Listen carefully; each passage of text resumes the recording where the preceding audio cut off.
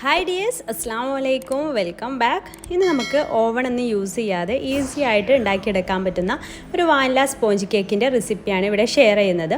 1/2 kilo basic sponge കേക്കാണ് ഇവിടെ ചെയ്യുന്നത്. 1/2 കിലോ കേക്കിന് വേണ്ടിയിട്ടുള്ള കേക്കാണ് ഇവിടെ ചെയ്യുന്നത്. അപ്പോൾ ആർക്കും വേണമെങ്കിലും ഉണ്ടാക്കിയെടുക്കാൻ പറ്റും. അപ്പോൾ അതെങ്ങനെയാണെന്ന് നോക്കാം.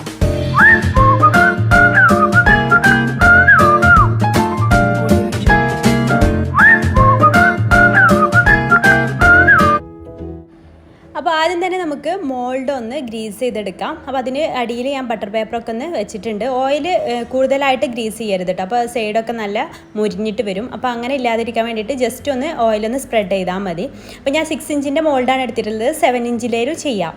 ഇനി നമുക്കിതിൻ്റെ ഡ്രൈ ഇൻഗ്രീഡിയൻസ് ഒന്ന് അരിച്ചെടുക്കാം. അപ്പോൾ ഞാനിവിടെ 1/2 കപ്പ് മൈദ എടുത്തിട്ടുണ്ട്. 1/2 കപ്പിൽ നിന്ന് 1 ടേബിൾ സ്പൂൺ മൈദ അങ്ങ് മാറ്റി വെക്കുന്നുണ്ട് കേട്ടോ. ടോട്ടൽ 1/2 കപ്പ് വടിച്ചിട്ട് എടുക്കുക. എന്നിട്ട് അതിൽ 1 ടേബിൾ സ്പൂൺ വടിച്ചിട്ട് അങ്ങ് മാറ്റി വെക്കുക.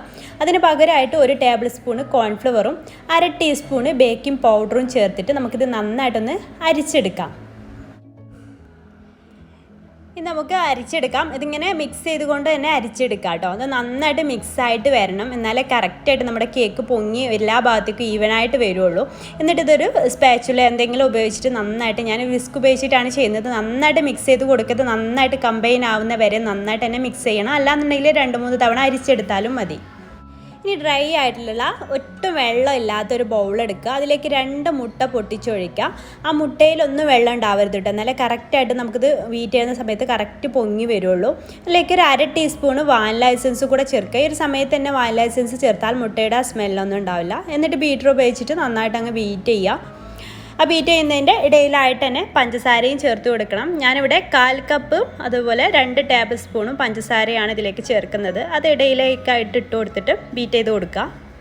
പിന്നെ പഞ്ചസാര പൊടിച്ചാണ് ചേർക്കുന്നതെങ്കിൽ 1/2 കപ്പ് പഞ്ചസാര പൊടിച്ചത് ചേർത്താൽ മതി. വലിയ തരിയുള്ളൊക്കെ പഞ്ചസാരയാണെന്നുണ്ടെങ്കിൽ 1/2 കപ്പ് പൊടിച്ചത് ചേർത്താൽ മതി. ഇത് ചെറിയ തരിയുള്ളതുകൊണ്ടാണ് ഞാൻ ഇങ്ങനെ ചേർക്കുന്നത്.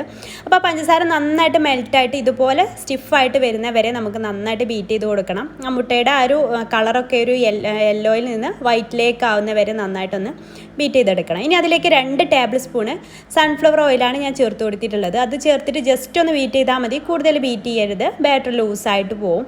അതിനുശേഷം അതിലേക്ക് നമ്മൾ ആദ്യം അരിച്ച് വെച്ചിട്ടുണ്ടായിരുന്ന ഡ്രൈ ഇൻഗ്രീഡിയൻസ് കുറേശ്ശെ ഇട്ട് കൊടുത്തിട്ട് ഒരു സ്പാച്ചുല ഉപയോഗിച്ചിട്ട് ഫോൾഡ് ചെയ്തെടുക്കുക. നല്ല സ്പീഡിൽ ഫോൾഡ് ചെയ്തെടുക്കരുത്, മെല്ലെ സ്ലോലി ഫോൾഡ് ചെയ്തെടുത്താൽ മതി. ഇതുപോലെ അങ്ങ് ഫോൾഡ് ചെയ്തെടുക്കുക. കട്ട് ആൻഡ് ഫോൾഡ് മെത്തേഡിൽ ഫോൾഡ് ചെയ്തെടുക്കുക.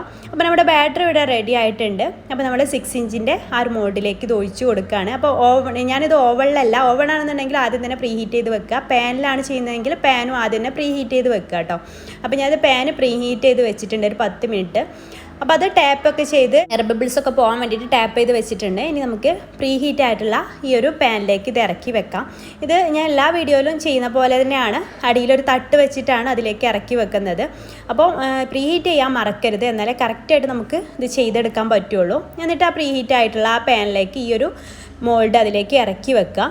എന്നിട്ട് ഫസ്റ്റത്തെ 2 മിനിറ്റ് നല്ല ഹൈ ഫ്ലെയിമിൽ തന്നെ ഇട്ട് കൊടുക്കുക. പിന്നെ ഇതുപോലെ ഹോളൊക്കെ ഉണ്ടെങ്കിൽ അതൊക്കെ ഒന്ന് അടച്ചു കൊടുക്കുക കേട്ടോ.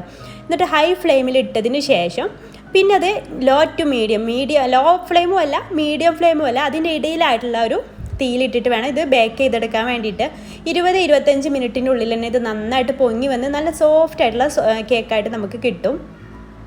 ഒട്ടിപ്പിടിക്കുന്ന ഒന്നുമില്ല. അപ്പോൾ നന്നായിട്ട് തണുത്ത ശേഷം നമുക്കിതൊരു പാത്രത്തിലേക്ക് മാറ്റാം. മോൾഡിൽ നിന്ന് മാറ്റിയെടുക്കാം. നന്നായിട്ട് തണുത്തിട്ട് സൈഡൊക്കെ ഒരു കത്തി വെച്ചിട്ട് എടുത്താൽ മതി, കിട്ടുന്നില്ല എന്നുണ്ടെങ്കിൽ. അപ്പോൾ ഇത് കറക്റ്റായിട്ട് കുക്കായിട്ട് വന്നിട്ടുണ്ട്. അപ്പോൾ നമ്മുടെ സോഫ്റ്റ് ആയിട്ടുള്ള വാനില സ്പോഞ്ച് കേക്ക് ഇവിടെ റെഡി ആയിട്ട് ബട്ടർ പേപ്പറൊക്കെ ഒന്ന് റിമൂവ് ചെയ്യാം. തണുത്താൽ പെട്ടെന്ന് അതിൽ നിന്ന് അടർത്തിയെടുക്കാൻ പറ്റും കേട്ടോ. ഇത് തൊടുമ്പോൾ തന്നെ നിങ്ങൾക്ക് അറിയും നല്ല സോഫ്റ്റ് ആയിട്ടാണ് ഈ ഒരു കേക്ക് ഇരിക്കുന്നതെന്ന്. അപ്പോൾ ഇതുപോലെ ആർക്കും പെർഫെക്റ്റ് ആയിട്ട് ഉണ്ടാക്കിയെടുക്കാവുന്നേ ഉള്ളൂ. ഓവൺ ഇല്ലാത്തവർക്കൊക്കെ ഈ രീതിയിൽ ചെയ്താൽ മതി. നല്ല സോഫ്റ്റ് കേക്കാണ്. അപ്പോൾ ഇത് വെച്ചിട്ട് ഞാനൊരു ജാർ കേക്കാണ് ഉണ്ടാക്കിയെടുക്കുന്നത്. അതിൻ്റെ വീഡിയോ ഞാൻ അടുത്തൊരു ദിവസം ഇടാം കേട്ടോ. അപ്പോൾ അതിന് വേണ്ടിയിട്ട് ഉണ്ടാക്കിയിട്ടുണ്ടായിരുന്ന ബേസാണ് 1/2 കിലോൻ്റെ ബേസ്. ഇതിൻ്റെ നേരെ ഇരട്ടി എടുത്താൽ മതി 1 കിലോ ബേസിന്. അതിൻ്റെ വീഡിയോ ഞാൻ കഴിഞ്ഞ ദിവസം അപ്ലോഡ് ചെയ്തിട്ടുണ്ട്. ചോക്ലേറ്റ് സ്പോഞ്ചൊക്കെ അപ്ലോഡ് ചെയ്തിട്ടുണ്ട്. അതിൻ്റെയൊക്കെ ലിങ്ക് ഞാൻ ഡിസ്ക്രിപ്ഷൻ ബോക്സിൽ കൊടുക്കാം കേട്ടോ. അപ്പോൾ ഈ വീഡിയോ ഇഷ്ടമാണെങ്കിൽ ലൈക്ക് ചെയ്യാനും ഷെയർ ചെയ്യാനും മറക്കരുത്.